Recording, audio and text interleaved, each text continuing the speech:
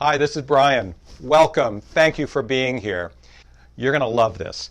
I'm going to walk you through the Big 6, a proven management system made for leaders of companies like yours and like you. You're going to use it to increase revenues predictably, to increase profits, to reduce stress, your stress and everybody else's, and also to have more time yourself to do what you love the most and what you're best at. If you haven't already, please download the written guide. There's a couple of worksheets at the back that I want you to fill in. We'll start with the first one called, Is This For Me? I'm going to read through a few statements and I'll ask you to write yes next to each statement that applies to you either a lot or a little. Okay? Let's do this. My company is not growing fast enough or generating enough profit. I'm working too many hours and not enjoying it.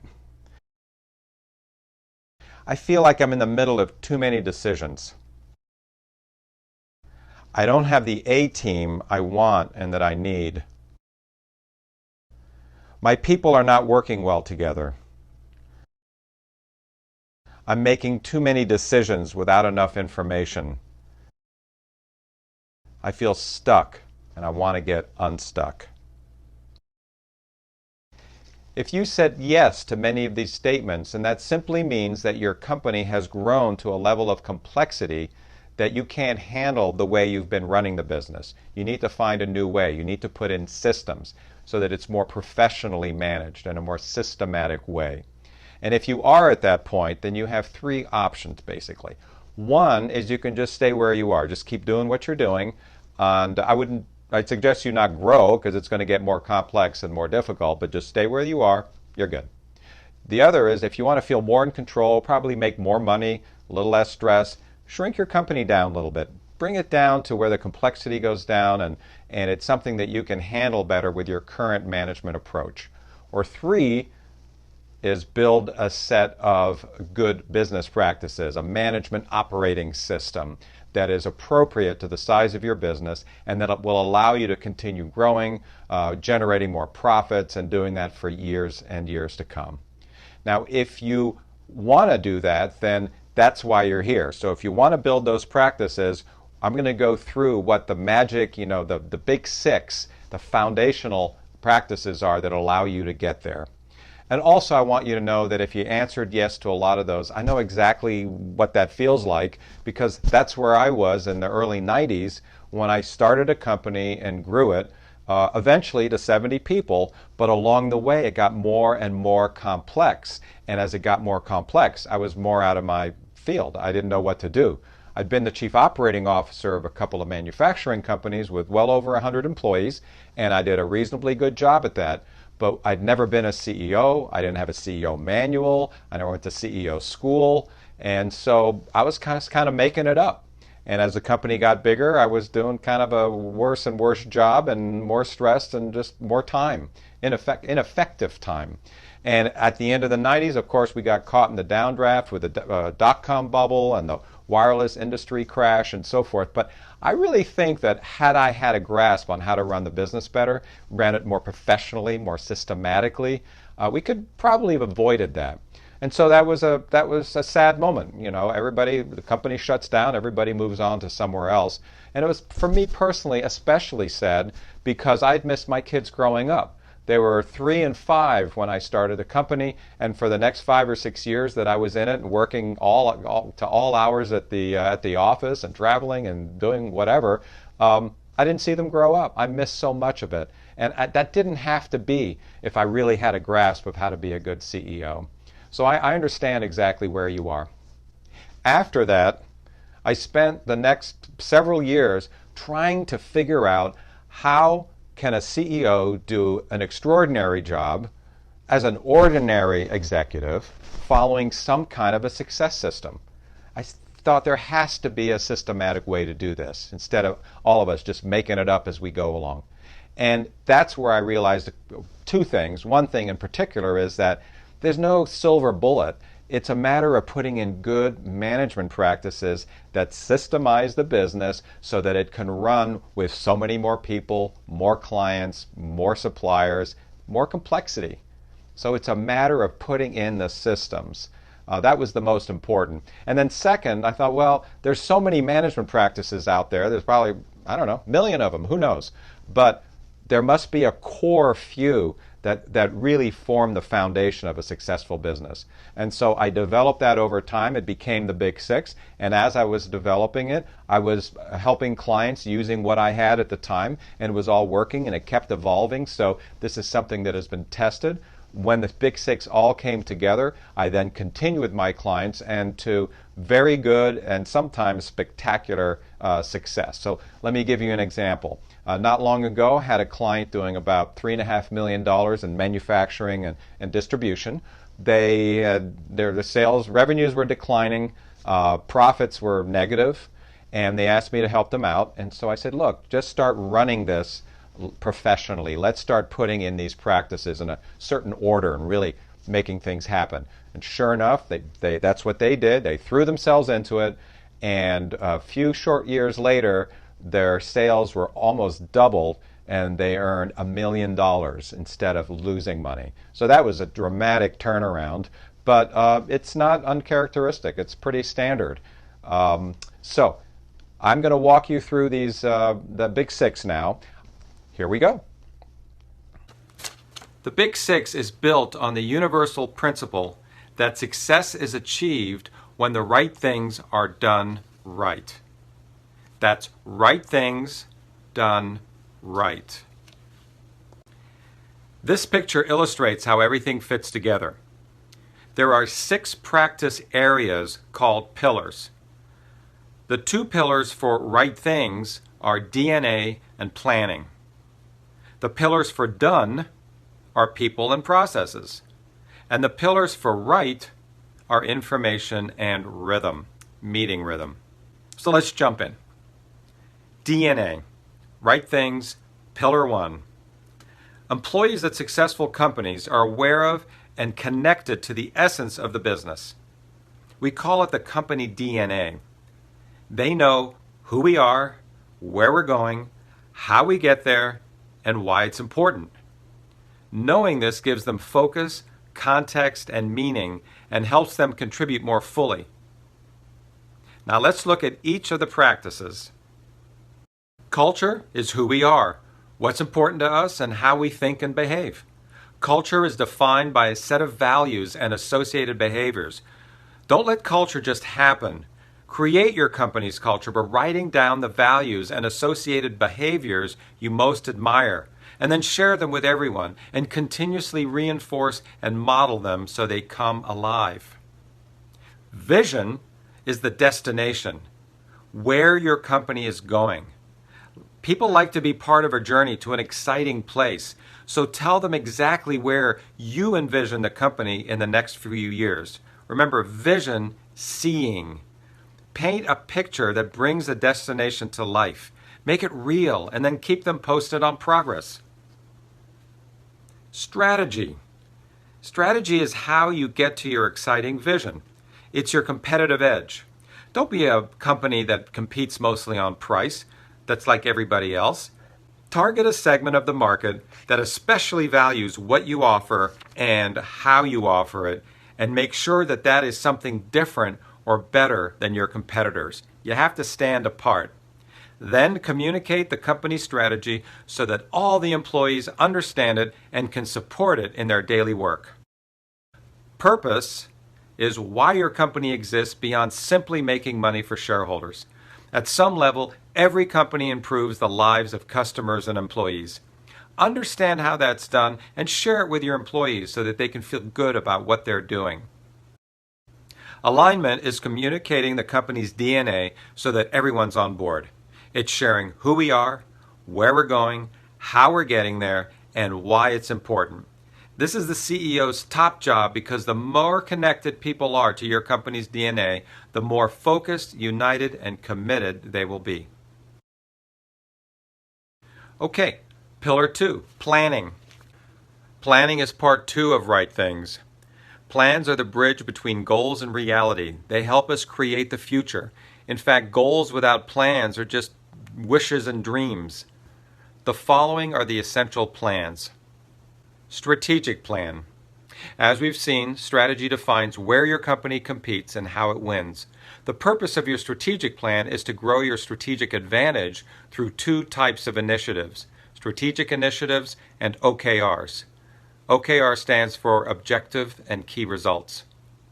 Strategic initiatives improve your company's strategic capabilities. So if your strategy, for example, calls for innovation, then a strategic initiative might be to upgrade 3D printing capabilities in order to improve on your ability to deliver innovative solutions. Always have a number of strategic initiatives in process to continuously improve your strategic execution. OKRs, on the other hand, those are 90-day initiatives that support a top-down, all-company strategic goal provided by the CEO. Anyone who can have even the slightest impact participates, and the best OKRs get broad participation. All right, now sales plan. Sales plan. To grow more, your company has to sell more, and the best way to do that is to come up with a good plan. Have your salespeople explain how they'll increase sales, and then ask them to project sales and gross profit dollars by month for the next year. Update the projections with fresh knowledge at least once a month. It's not cheating, it's learning, and it's the best way to understand where your company is headed so that you can make adjustments if necessary. Operating plan. As soon as you have a draft sales plan, start building the operating plan that describes how the company will support your sales and profit objectives. First, have each department create their own plan with goals, activities, and anticipated expenses. Then combine the department plans into an overall monthly operating financial plan. And that leads me to the annual budget. Combine your monthly sales and gross profit projections with your anticipated operating expenses in an overall company budget. Add the cost of the strategic initiatives and investments in capital improvements. And if you have a bank loans, include interest and principal payments. After you complete your profit and loss projections, create cash and balance sheet projections as well, so that you have a complete picture of your anticipated financial condition. Project plans. Instead of talking about what you'd like to get things done with project plans. If you want to redecorate the conference room, make a project plan. If you want to create a documented hiring process, make a plan. Keep the plan simple. Use a shared spreadsheet to list the steps and target completion dates. Then add the responsible parties. Follow the plan, adjust it as needed, and keep going until it's complete. Then go on to the next project. Now let's look at people and processes, the done part of right things done right. Pillar 3. People is part 1 of done. First and foremost, a company is people working together to create value for others and for themselves and for the business. As with any team, your success depends on the quality of your people and how they perform together. So the first thing is org chart. A business needs an organization chart as a communications and planning tool. Create a chart with positions and people to show who does what and who reports to whom. Create a second org chart as a future planning tool to scope out what you'll need in 12 to 24 months. Make sure it aligns with your strategy and your long-term financial projections. Right people. Winning teams have great players in the right positions. Some positions absolutely require a star player, while other positions that are less strategically vital can do with solid B players. Rate each player on your team and consider where you need to develop people or replace them altogether. Coaching and development. Employees do better and stay longer when they are learning and growing.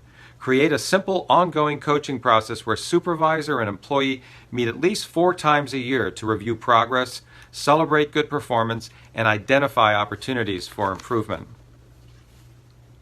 Recognition and rewards. Employees who feel appreciated go well beyond what the job requires and give a boost to a company's competitive advantage. Make recognition an everyday practice. Catch people doing things right. And share the spoils of victory. It doesn't have to be a lot of money. Even something small has a big impact. And lastly, hiring. The cost of a bad hire can be enormous in terms of time, money, emotion, and lost opportunity. But hiring right is not that hard. It's a matter of being thorough and dispassionate. Create a process to attract, screen, and select the right person the first time. Build a large pool of candidates, spell out the requirements clearly, pay attention to cultural fit, and then use competency and personality assessments. Pillar 4. Process is part 2 of done in the Right Things Done Right model. A process is a series of defined steps to achieve a specific outcome.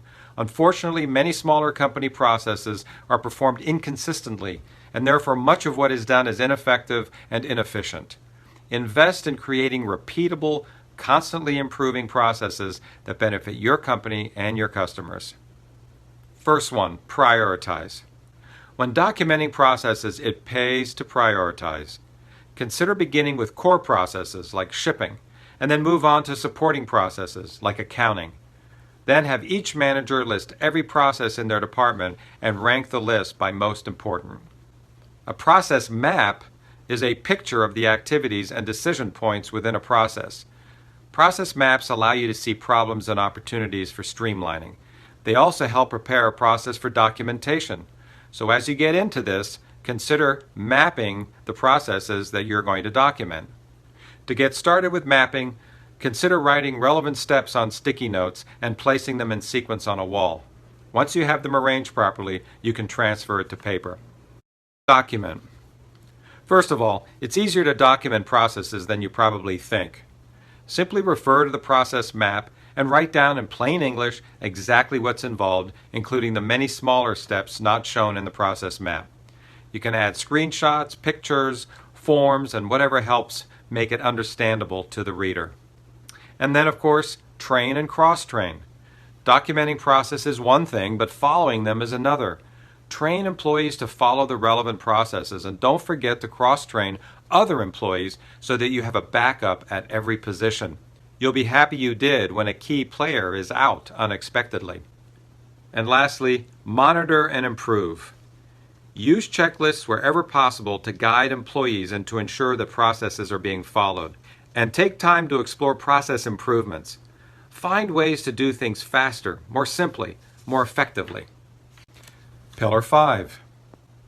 Information is part 1 of right in the Right Things Done Right model. Information is part of right because we use information to make better decisions and track progress. Here are the essentials. 1. Flash report. Wouldn't it be great to have an up-to-date dashboard that tracks key activities and outcomes across the company? Well, that's what the Flash report is. It's a weekly KPI, key performance indicator report that covers the whole company and reports activities and results across the departments. Set yours up on a spreadsheet and make each week a column so that the columns are next to each other and you can compare week to week. And the way you fill it in is just have each department fill in their own section. I do it on Google Drive on a shared sheet. It's a great report. You'll love it. Make sure you have one. Department reports. Have every department in your company generate reports that monitor key inputs and outputs and provide helpful information to themselves and to others. A good way to start is simply ask each department manager how things are going. Whatever they answer, ask them to how they know. What numbers can they point to that support whatever their statement is? And if they can't point to numbers, then they need better reporting. Financial reports. Knowing where you stand financially by generating timely and accurate monthly financial statements is integral to your success. In addition to looking at the P&L, it pays to understand the balance sheet and the cash flow statement, and to keep track of key metrics and ratios that monitor growth, profitability, liquidity, leverage, and efficiencies. Create the reports, or have someone create the reports, and then make sure you understand them. This is vital. Surveys. Employee and customer surveys are an incredibly rich source of information that can help us make substantial improvements in our business. Your customers can tell you what you do well and what to improve. They can also tell you if you're delivering on your value proposition. For that matter, just asking them shows that you care. And employees are much the same. They're everywhere and they see pretty much everything. Plus they have some great ideas if only we would ask. Asking their opinion improves engagement and educates. You find out all kinds of great things. People want to feel like they're being listened to and that others think they have something to say. Please don't miss out on this source of valuable information. Lastly, information systems. As your company grows and gets busier, there's just too much to do, track, and report to rely on paper forms and spreadsheets. Enterprise Resource Planning software called ERP automates your business process and integrates most aspects of the business, including development, manufacturing, warehouse management, sales and marketing, project management, accounting, and so forth. You can't grow and compete successfully without leveraging technology. Make sure that's what you're doing by installing and/or upgrading your systems. Pillar 6, meeting rhythm. A rhythm of meetings brings the Big 6 to life by combining all of the practices mentioned into a continuous whole company operating system. Meetings are where people track progress, review, investigate, coordinate, collaborate, decide, solve problems, and make adjustments as needed. Business is absolutely a team sport, and meetings are where the team play happens. Flash meeting. This meeting, more than any other, brings everything and everyone together. Consider it the backbone of your business. Gather your top leaders, department managers, and any other important contributors in a weekly team meeting where you go over the numbers in the flash report. It helps hold people accountable, and it develops discussions about where to make improvements and where things are trending either well or poorly. It's a very powerful meeting. Combining the flash report and a flash meeting is a very powerful step that you're going to want to take. Project meetings. I talked before about project plans. Project plans really depend on project meetings. Make sure that your people who are involved in any given project meet on a regular basis and no less than weekly. Even if it's a long-term project and there's a lull in activity, things are always changing. Have them meet once a week and go through the project and see what changes there are. When people say, oh, we don't need to meet, I always say to them, just go ahead and meet, and if you have nothing to talk about, then leave and go do something else.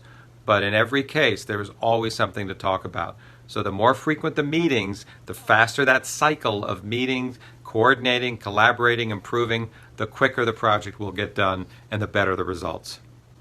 Intra and interdepartmental meetings. This is where your departments act like a team. They get together, they look at their numbers. We talked before about departmental reports. They look at the reports so they can understand how they're doing, and they talk about how they can do it better. Feeling part of a team is a huge part of engagement. Departments need to bring their people together once a week to look at the numbers and to understand where improvements can be made and to just operate as a team. Financial meetings. These are basically financial reviews. Typically, they're monthly reviews of the financial statement. They can also be weekly or even daily cash meetings to understand where cash is and to make some decisions about who to pay. Strategy and all company meetings. Strategy meetings can take place semi-annually, best perhaps quarterly. Strategy meetings are when the leadership gets together and looks at progress with strategy execution and considers any changes to the outside world that may cause them to want to change the strategy. All company meetings are basically that, and they should occur at least quarterly. Get your people together, 5, 15, 50. It doesn't matter.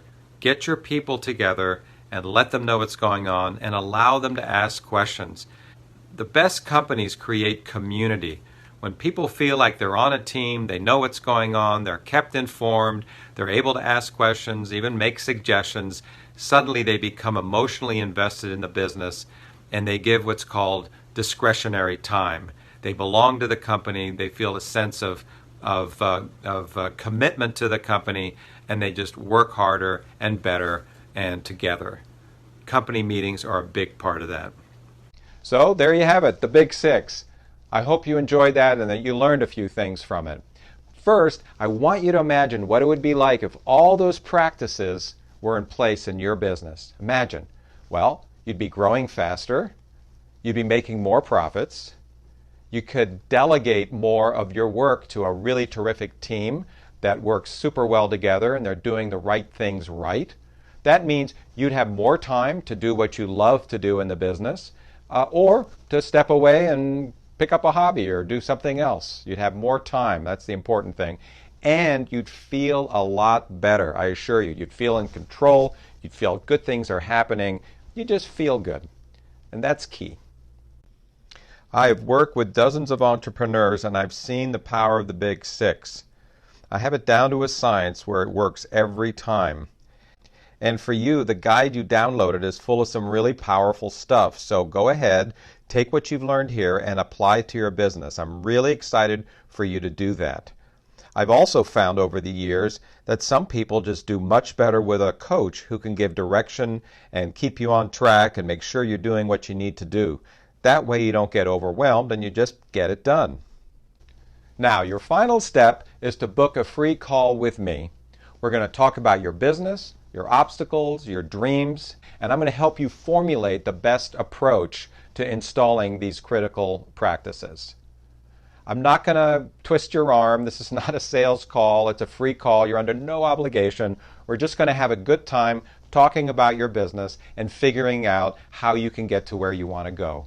So please, click the button below, schedule a call, and I look forward to talking with you. This is going to be fun. Onward.